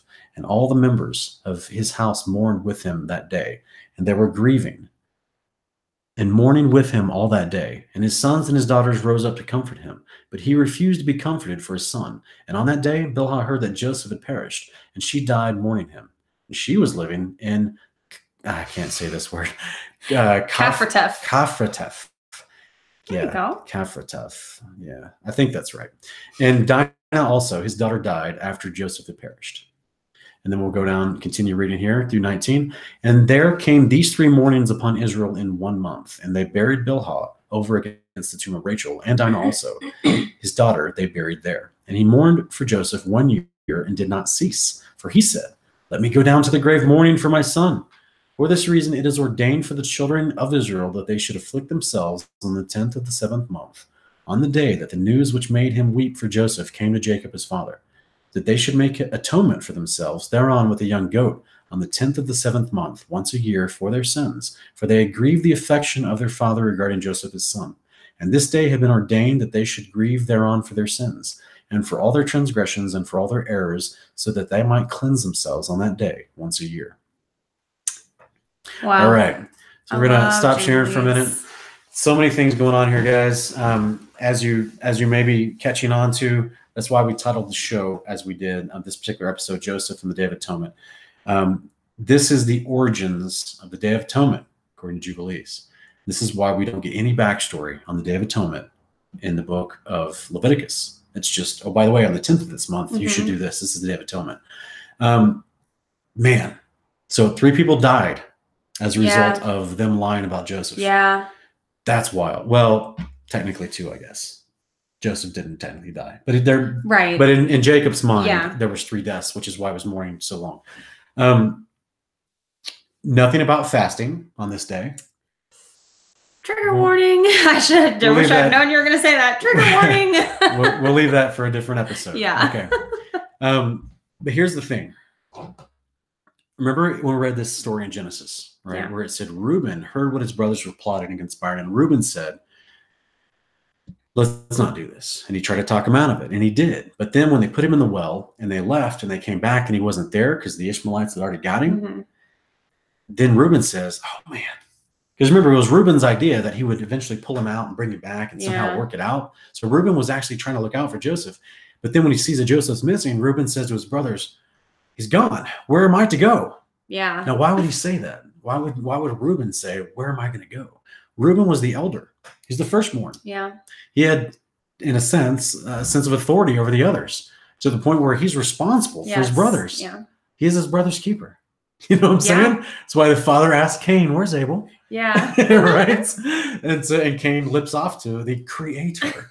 I don't get it. So anyway, so yeah, we got Reuben feeling the weight of what's going down here. He feels responsibility for his younger brother, Jacob, who's 17. Reuben's clearly a grown man at this point because he's the oldest. He could be in his 50s. I don't know. So the point is, Reuben is doing all he can to save Joseph, and he does. And it works out as a great blessing. And we're going to read in later chapters how that denouement comes between Reuben and Joseph, and it's wonderful. So, but also we got this idea that they come back and they tell him, here's the coat, here's the coat dipped in blood. We assume he's dead by a wild animal. You make the call. Jacob says, yes, apparently he's dead by a wild animal, and he's grieving for a whole year. And he starts a new tradition. Imagine the irony. This is just, to me, it's super ironic that this entire, until they figure out, how many years was it? 17? Until they found Joseph in Egypt, until Joseph reveals himself later in Egypt as I don't know the exact amount of years. I think it's about 17 or 20 years, because he's like 37 or 38 when it happens that he sees his brothers later.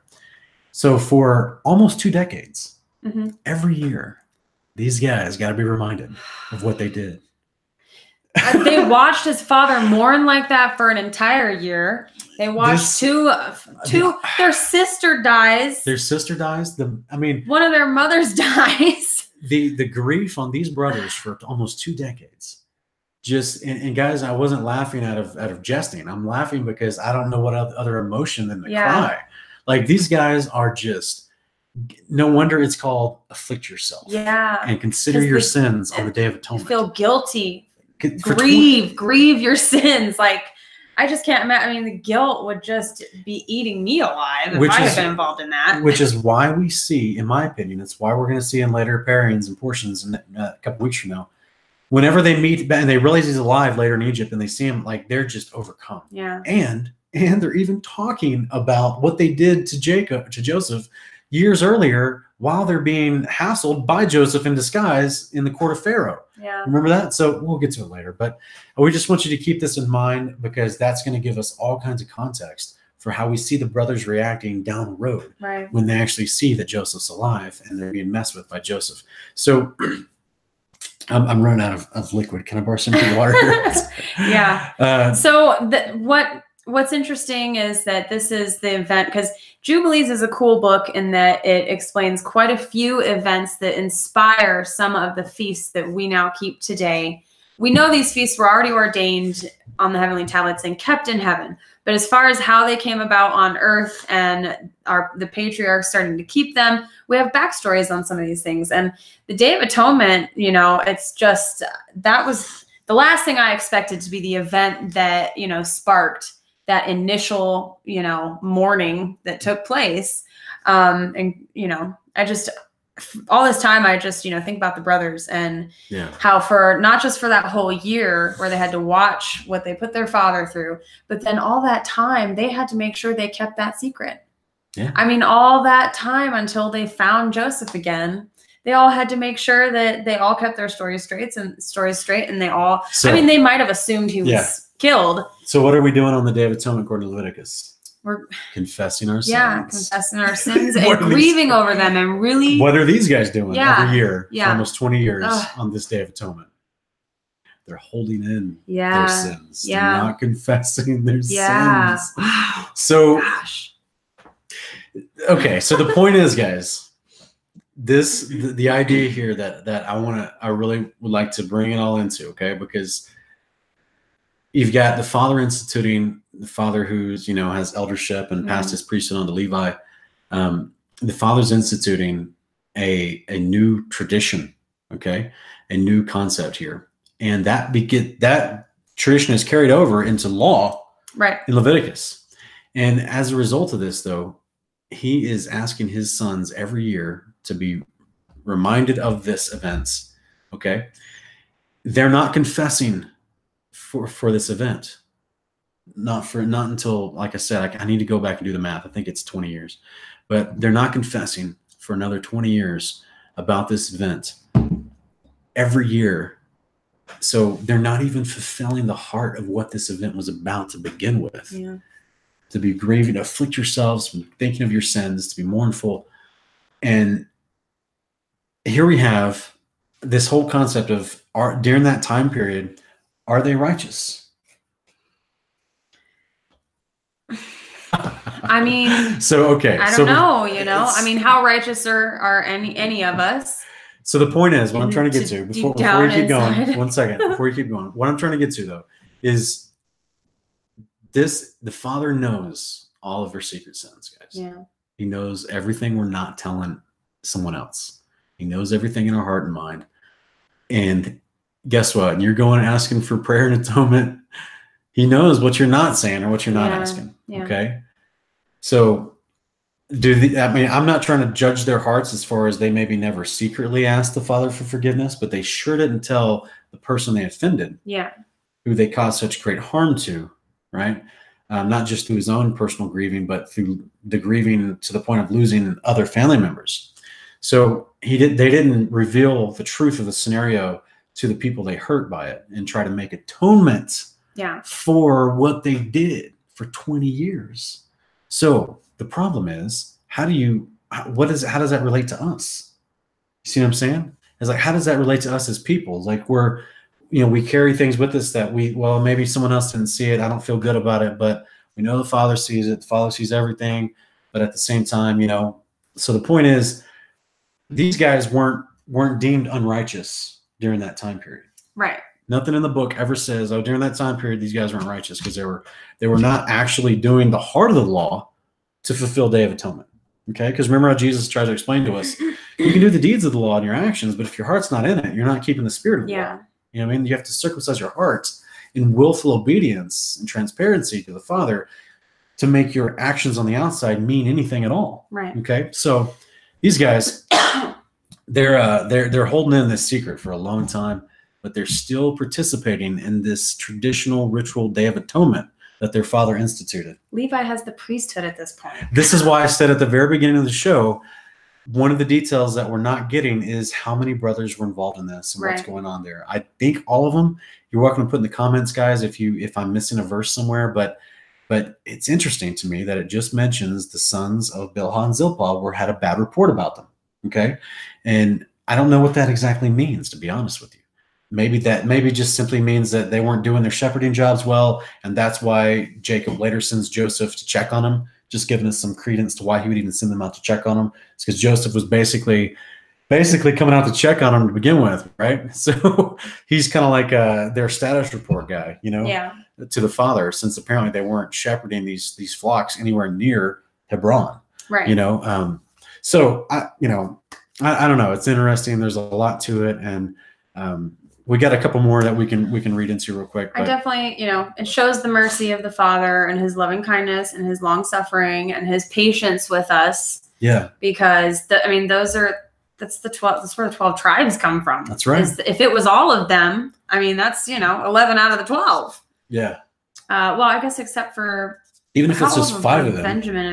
Benjamin was born later. Yeah. But yeah, so. Well, that's why in the dream he had the sun, the moon, and 11 stars. Right. So was Benjamin born already? Yes. Rachel had Benjamin before she died. She died in childbirth. That's right. Yeah. So Benjamin was probably but he was probably a younger kid, because if Joseph was 17 at the time, Benjamin would have been younger. So, But in any case, those details don't matter as much, I guess, as the bigger picture of the Father being incredibly compassionate. So some ridiculous tragic irony in this passage. This portion was just so heavy. We're doing our best to try to keep it short. We're almost done, guys. But there's just so much to go into between Judah and Tamar, between Joseph and Potiphar's wife, between this concept of Jacob's reaction to Joseph's seeming death and the Day of Atonement being initiated. And everything that means for us going forward, and how it points to the kingdom, the great Day of Atonement, where our souls are raised out of Sheol and we're resurrected on the day of the Lord, because our high priest makes atonement for us through Yeshua. As Yeshua, our high priest is Yeshua. So I just think that there's a lot of fun implications here. And I think, if nothing else, it just shows us that the Father is long suffering, because these guys, he continued to have a purpose for all of them. He continued to know these guys' names are already written on the gates of the New Jerusalem in the Father's mind and the heavenly tablets. Yeah. And they're 20 years of hiding a sin. 20 years. Yeah. So I just think that, it just shows the Father's mercy. Yeah. He's so loving. He sees the end from the beginning, and he still has a purpose and a plan for us. Yeah. And he still guides us all along the way to try to get us to that purpose and that plan, even when we're not being fully transparent with him. While we were yet sinners. That's right. Yeah. He's wonderful, wonderful and merciful Father. We love him. All right. So let's go on to the final parent. I think it's Sirach is all we have left. And then we'll be able to close it up. So actually it's not. I'm wrong. It's Jubilees 34, 20 through 21. And I think this is where we're going to read a little bit about some of the things about the wives they took. Oh, okay. So then, because after Joseph was seemingly dead, these guys all took wives. Okay. So, all right. So after Joseph perished, the sons of Jacob took unto themselves wives. The name of Reuben's wife was Ada, and the name of Simeon's wife was, I can't even say this word, Adelbiah, a Canaanite. Adelbiah. Adelbal? Did you say Alba? So here's the thing. He's marrying a Canaanite again. Yes. It's craziness. Yeah. Okay. And the name of Levi's wife is Melka. No, that's Simeon, not Judah. I know. Yeah, I'm sorry. Another Canaanite woman, again, is being thrown in the mix, but it's Simeon's wife this time. And the name of Levi's wife is Melka, the daughter of Aram, of the seed of the sons of Terah. The name of Judah's wife was Betasuel, a Canaanite. Now, we know what happened to her later. In case you guys are wondering, this is a summation of their wives, okay? The name of Issachar's wife is Hizakah. The name of Zebulon's wife was I'm sorry, guys. Neeman. The name of Dan's wife was Eglah. And the name of Naphtali's wife was Rasu'u of Mesopotamia. And the name of Gad's wife was Makkah. And the name of Asher's wife is Ijona. And the name of Joseph's wife was Asenath, the Egyptian. The name of Benjamin's wife was Issachar. When we have a kid, we're naming it with a name that has one syllable, okay? I'm sorry, guys. I don't know what that name is. I think it's Japanese. Ijasaka. I think it does sound Japanese. The origin of the Japanese clans. I don't know what's happening here. So it says, and Simeon repented and took a second wife from Mesopotamia as his brothers. Hallelujah. Hallelujah for repentance. Okay. And then let's keep reading here. And Jubilees 39, verse 6 to 8, real quick. But he did not surrender his soul, and he remembered the Lord and the words which Jacob his father used to read from amongst the words of Abraham, that no man should commit fornication with a woman who is a husband, that for him the punishment of death has been ordained in the heavens before the Most High God, and the sin will be recorded against him in the eternal books continued before the Lord. And Joseph remembered these words and refused to lie with her. And she besought him for a year, but he refused and would not listen. So there were words that they were having read to them long before the Torah was given on Mount Sinai. Yeah, so this is, of course, about Joseph resisting Potiphar's wife, and that's why we paired that short portion from Jubilees 39. And then we're going to go into Sirach. But real quick, before we do that, I just want to make a comment that what we read in Jubilees 34 just then about all the wives that the brothers married, though it was a summation, okay? It wasn't in chronological order of what we've read in this portion. It's just a reminder that it said Simeon repented and then took another wife. Yeah. So they learned, and though it doesn't give us a timeline, it makes me wonder, since we already read that Judah's wife died, and he basically took Tamar. It doesn't say what happened, but I'm guessing Tamar was his wife from that point forward. Legally speaking. According to the Torah, legally speaking. Yeah. So that means that now Judah's quote unquote safe and marrying the right people. Yeah. And then Simeon, is that why he repented? I don't know. Was it because of the Day of Atonement he repented? That was initiated after Joseph's death? Because that's how that started out. It was after Joseph's death. Here's the wives they took. Yeah, we can only speculate as to why, other than it was clearly against the law.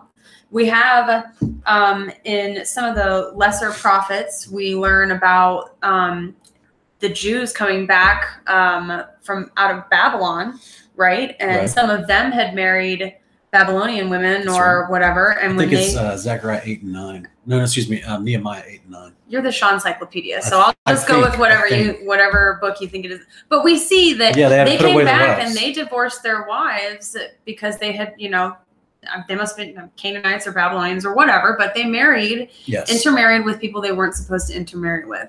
Yeah. So, and guys, this isn't about race or genetics or anything like that. This is about the unequal yoking that goes on. That's right. Because how does an Egyptian become an Israelite? Well, by coming into covenant. That's right. Exactly. So we have Joseph marrying Asenath. Right. An Egyptian woman. Yes. We had Hagar being taken as a second wife to Abraham, given by Sarah, who was an Egyptian woman. She was not of, you know what I'm saying? So the point is, it's about covenant. Yeah. It's about covenant. If you're coming to do the deeds of this, if you're submitting yourself to the authority of the Almighty through his covenant, his terms defined in the covenant, you become part of Israel. Yeah. You're no longer in the Gentile category. I can testify that an unequally yoked marriage causes a lot of turmoil for the children on a spiritual level. I come from a family where my parents weren't equally yoked, and a lot of you guys know my story. I mean, I definitely was not a believer. I was a total, new age hippie. I mean, I wanted nothing to do with the Bible, and it broke my father's heart, but they weren't equally yoked. And, my mom had a lot of influence on me. And, and then we look at, what goes on with Judah and his family and his children and the behavior that they exhibit. And really, it reminded me a lot of, my story that, gosh, that's what unequal yoking, can bring, not just to you and your relationship, but your children as well. And Sean and I really have a heart for unequally yoked couples, and we pray for unequally yoked couples all the time, because I can just only imagine how hard that is to. And we've had people ask us to pray for them over the last year. Multiple couples. Yeah, that it drives such a wedge between people who really love each other on that level of love, but as far as walking the same walk, how hard that must be. And we really feel blessed that we're equally yoked, and because of that, I think a lot about people who aren't blessed the way we are to be pretty much in agreement on all these things. So while we're live tonight, if anyone wants to agree with us in lifting up all the unequally yoked couples, especially during this season, there are some people whose spouses are keeping Christmas and they're not, and I'm just sure the turmoil that can come from that. I just pray for peace and shalom in those houses. because my heart just really hurts for all the unequally yoked couples out there. So anyways, moving on. No, it's a painful thing. It's an emotional thing that we all deal with in our lives, because everyone is at a different place in their heart, coming to obedience to the Father, right? And when you have for generations, these quote unquote spiritual leaders within churches telling you, well, here is the only thing you have to do to be with God. You just believe in Jesus, and then you walk in love, and then you don't get any actual definitions of those things. Everything's out of context. People start finding definitions of what those words means, and they want to do it with sincerity and a pure heart. And then you got other people who have not come to that place yet. And so you've got a little bit of mixing there that's happening slowly over time. So our heart goes out to all the families out there that are still dealing with that this season. And we love you guys. We love you guys. So I'm just, I feel grateful that the Father brought us together. Because it's kind of a rare thing that we're both nerds about the word. Yeah, total nerds. We both love it. So it's pretty much all we do outside of me making jewelry and watching MasterChef, of course. That's right. We watch MasterChef and make jewelry and study the Bible. If he's watching, I want to give a shout out to Todd Ranch King, who told me to find her because she was the girl version of me on Facebook. And so thank you, Todd, for listening to the Spirit of God to try to bring us together. We feel like that was a blessing. Yeah. So, all right. All right. Got one more. We're going to read from Sirach, and then we'll be done. We're almost done. Promise, guys. Sorry. All right. So here in Sirach chapter 15, we're going to be reading 1 through 20. It says, he that fears the Lord will do good, and he that has the knowledge of the law shall obtain her. And as a mother shall she meet him, and receive him as a wife married of a virgin. With the bread of understanding shall she feed him, and give him the water of wisdom to drink. He shall be stayed upon her, and shall not be moved, and shall rely upon her, and shall not be confounded. She shall exalt him above his neighbors, and in the midst of the congregation shall she open his mouth. He shall find joy and a crown of gladness, and she shall cause him to inherit an everlasting name. But foolish men shall not attain unto her, and sinners shall not see her. For she is far from pride, and men that are liars cannot remember her. Praise is not seemly in the mouth of a sinner, for it was not sent him of the Lord. For praise shall be uttered in wisdom, and the Lord will prosper it. And here in verses 11 through 20, it says, say not thou, it is through the Lord that I fell away, for you ought not to do the things that he hates. Say not thou, he has caused you to err, for he has no need of the sinful man. The Lord hates all abomination, and they that fear God love it not. He himself made man from the beginning, and left him in the hand of his counsel. If you wilt, to keep the commandments, and to perform acceptable faithfulness, he has set fire and water before you. Stretch forth your hand unto wherever you will. Before man is life and death, and whether him likeness shall be given him. For the wisdom of the Lord is great, and he is mighty in power, and beholds all things. And his eyes are upon them that fear him, and he knows every work of every man. He has commanded no man to do wickedly, neither has he given any man license to sin. That last one just needs to be a bumper sticker. That's right. That's right. If we ever start a little website making t-shirts and bumper stickers, that's right. Let's put that one on the list. Some kingdom merch. All right. So I love this passage not only because we're seeing a description of what Joseph is exhibiting in his lifetime, right? Because he's using wisdom and honoring the Lord. So therefore, because he's knowledgeable of the law and he obtains wisdom, therefore he's being exalted amongst his neighbors and in the congregation where he is, and he's been given an everlasting name. We even see that written on the gates, the New Jerusalem, the name of Joseph. Right. So we just see this wonderful idea of Sirach describing how a man whose heart is devoted to God, to keep the commandments, to perform acceptable faithfulness, as it says here, and I think it's verse 14, and that just as we read in Deuteronomy 27:28, the Father is saying the same thing in Sirach 15, before man is life and death, right? Yeah. What are you going to choose? Choose the commandments, you choose life. And this is the whole concept, because it is not from the Father to cause you to sin. The Spirit of God will not tell you to transgress the covenant or to stop doing the commandments, because he gives no man a license to sin. So we see this concept just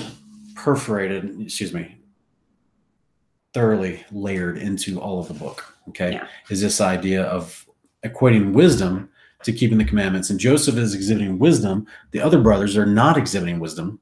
In fact, apparently, now this is again why I've been questioning the concept of are all the brothers involved in this? Because Levi was already shown to be exhibiting great wisdom previously, but then, and we get the bad report about just 4 of them. So, and then Reuben himself is trying in a weird way to do what's right, but he's still under the peer pressure of his brothers. So, you know, he feared as well. And I just think it's interesting that the father then, Jacob, has to institute this Day of Atonement where they're to be mindful of their sins, to be mournful every year, to be consider this concept, because it's almost like he was watching the behavior of his sons and it was not good. You know, the things that they're doing, they're marrying the wrong people. They're marrying people out of covenant. They've got a bad attitude that's being related to them in some regard by Joseph. And basically, like we already saw, Jacob disagreed with how Simeon and Levi handled things previously. So Jacob's already got this kind of hesitant attitude of like, man, are my boys doing what's right? You know, and he has to initiate this of like, okay, guys, once a year, at least once a year, I want you to think about your sins. And I want you to be mindful of this. This will be our Day of Atonement. Okay. And so it's almost like he's trying to just draw them back. You know, the life is happening, distractions are coming, you're out there on the job, you're away from the influence of other people, you're making bad decisions, or you started your own family now, maybe you're with people that are not good for you, and just life is happening at this point for all the brothers as they're blossoming into adulthood. And the grandfather at this point is basically trying to figure out a way to say, okay, well, let's rein all this in. Let's not forget the commandments, wisdom, the covenant. And Joseph was exemplifying that in the worst of circumstances. Right? For me, the biggest lesson of Joseph wasn't all the foreshadowing of Yeshua. I mean, to me, that was kind of an obvious thing. For me, what I love about Joseph is how he consistently exhibited the fruits of the Spirit that Paul lists in Galatians. Just incredibly, the forgiveness that he shows to his brothers when they do find him later. I mean, we'll go over it in the next portions. It touches my heart so deeply just to see that love and that reconciliation. And, you know, his behavior is what I often, aside from our Messiah, I often think to myself, am I responding the way Joseph responded when he met his brothers? You know, am I responding the way that he responded while he was in that jail? I mean, every situation he was in, he just had the complete right attitude for it. And I just, you know, aside from our Messiah, I think that's probably the best example in Scripture of someone who just exuded the fruits of the Spirit. That's right. In fact, I even used him as an example in one of my Morning Cup videos. That's called Fruit of the Spirit versus the Law. I think that's what it's called. And so you guys are welcome to check that out on the channel. Go to the playlists under Morning Cup of Context, and you can look for the Fruit of the Spirit versus the Law, where I basically just show that the fruits of the Spirit prevalent in the Old Testament. I mean, it's just a part of doing righteousness. You know, it affects your attitude, as we just read in Sirach there. So why don't you pop onto the YouTube and we'll see who's in the chat. Oh yeah, let's do that. You guys have any questions that you might want to? If you've got a question that is directly related to the portion, drop it in the chat, because we're going to take a moment to pay a little attention to it. Want to say hi to Ken. Hi, brother Ken. Want to say hi to Raymond. Hey. What's up, Raymond? What's up, Ken? Donna's in there. I saw Tiffany a little while ago. People we know from Facebook. People dropped some super chats in there, and I just want to just bless your hearts and thank you so much. And you know, we just appreciate you guys so much. I didn't even realize we had that option. I didn't know we had the option either. All right, well, thank you guys. We really appreciate you guys. Yeah, Miss Margaret Foster, thank you for your kind words tonight. Let's walk about it. Thank you as well. Thank you for being here. Yes. Let me see here. You can scroll up in the chat. I'm trying to scroll up here. There's the little button there. Yes. Thank you, baby. I agree with Brother Ray. Oh, they're responding to each other. Yeah, they're kind of having a little conversation there, but I know there might be some questions. So what were Miss Suzanne Hartman? She asks, well, what were the 13 years of Joseph in jail a parallel for in Jesus' life? I honestly don't know. Yeah, I don't think that every single thing that happened to Joseph was meant to be, okay, let's look for somewhere in Jesus' life that happened. I don't think that's the way prophetic foreshadowing works at all, where every single detail is, significant of something later. Sometimes there are just, details that are part of the story that we're told about that don't necessarily have a parallel to Yeshua. I think we get enough parallels between Joseph and Yeshua. That's right. That, we need not worry if we don't necessarily know what the time in jail was about. Miss Ginger Dollins, thank you so much for your love and your support for us. We really appreciate you. You've been a blessing to us. And who else are we seeing in here? We got Steffi Fultz in there. Hello, Steffi. August, thank you as always for supporting us and being loving and kind with your words to us. Cece, I'm sure Cece's in there. Yeah. I know I saw Cece at the very beginning of the chat. Hey, sister, love you. But otherwise, do you see any other questions in there? I don't see any questions in the last little bit. Maybe if we scroll all the way down, there might be something that popped in. Aw, bless your heart. Why are the veils associated with harlotry? Yeah, we actually talked about that. August is asking, why are the veils associated with harlotry with Rebecca when Rebecca wore one? Okay, Tamar covered her face. Yeah. So a veil isn't always a facial covering. It is a head covering. Yeah. So there appears to be a difference in just a normal head covering where you can see the face and a veil that covers the face completely, which is interesting that you see that in, a lot of Islamic countries where that's actually mandated for the women to wear it's called the niqab and also a burqa, but where it's basically like a pillowcase with a slit in it, for the eyes. Yeah. So it's interesting that back in that time, that sounds like that was the garb of a temple prostitute. He didn't recognize Tamar at all. Yeah. So it wasn't just a veil over her Miranda. hair. Oh yeah. Hello, Miranda. How are you? Thanks for joining us. But yeah. So it was definitely concealed her entire identity. Yeah. So therefore it's not just a veil. It's a covering, completely covering, which, that's. I don't want to get into the details, but we gave our disclaimer. Clearly, everybody knows there's some adult themes. Yeah. Yeah. Clearly this is something that was a practice back then that the men knew what to do. You know what I'm saying? Yeah. The men knew this is what happens. This is the way things go down. The women knew how things went down. And yeah, it's a little, whereas a veil can be, or heads covering, I should say. And I guess it really depends on how we're defining these terms. Right. As far as the type of garments that we're talking about. But that can be very beautiful in a woman. I don't think that the Father encourages anywhere in Scripture to cover a woman's face. Right. Yeah, that's totally different. Just the idea of possibly a head covering if you're actually in the temple because of what's going on. But that's even up for debate. We might do a separate episode later. As someone who covers, I can say I've studied it out. We only see Paul talking about it. That's right. And he's admonishing them that the women, that it's good for them to cover when they pray or prophesy. It's good for them to have their head covered. A lot of us women who do cover, it's a personal conviction thing. We don't teach others that it's a commandment or anything like that. But most of us feel like, if we're supposed to pray without ceasing, a lot of us feel inspired, to cover partly from that.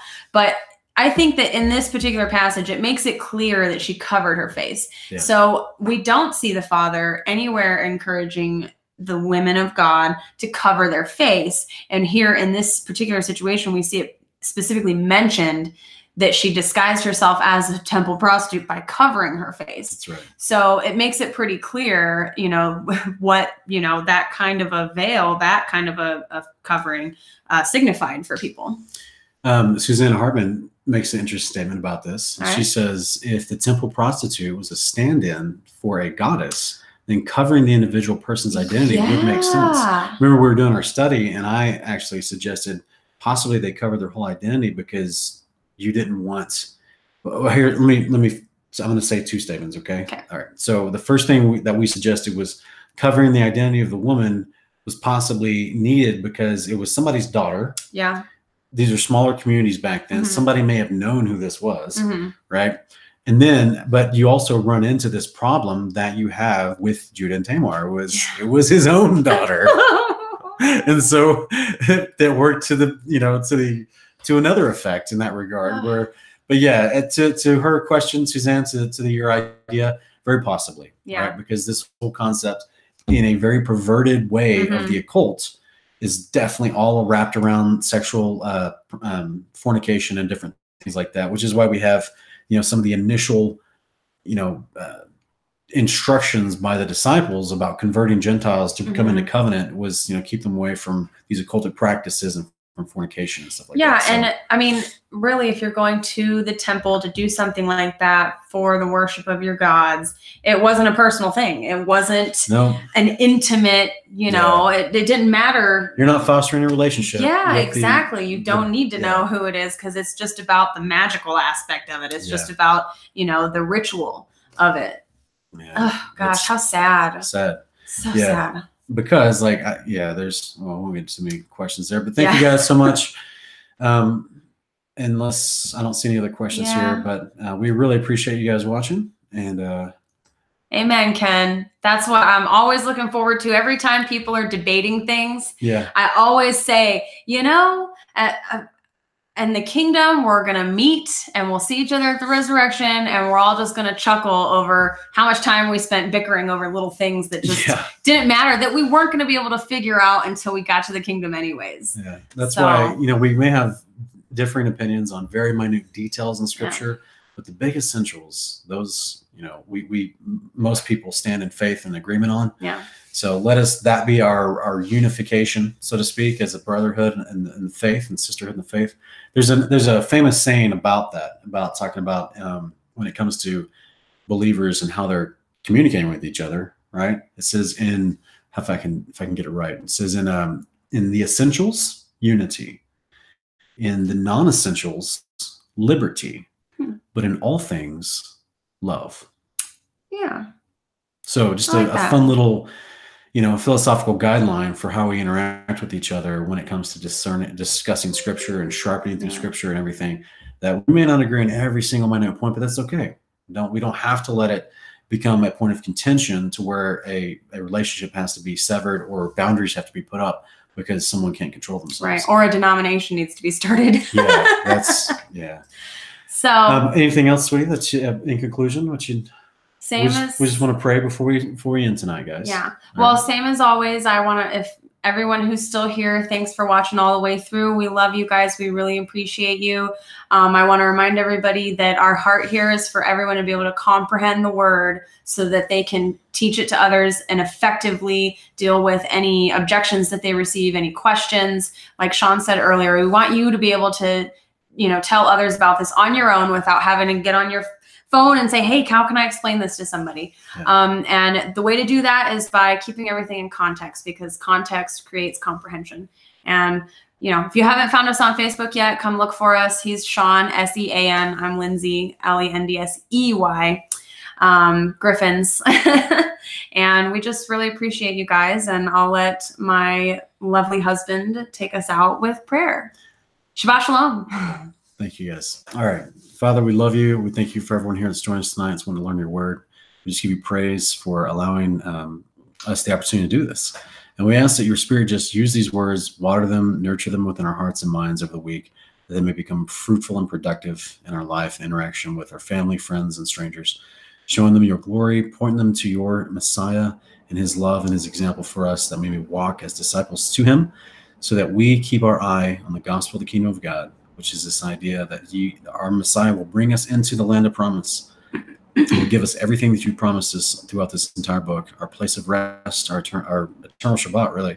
So we give you praise. We thank you for all of your words, and we thank you for your love.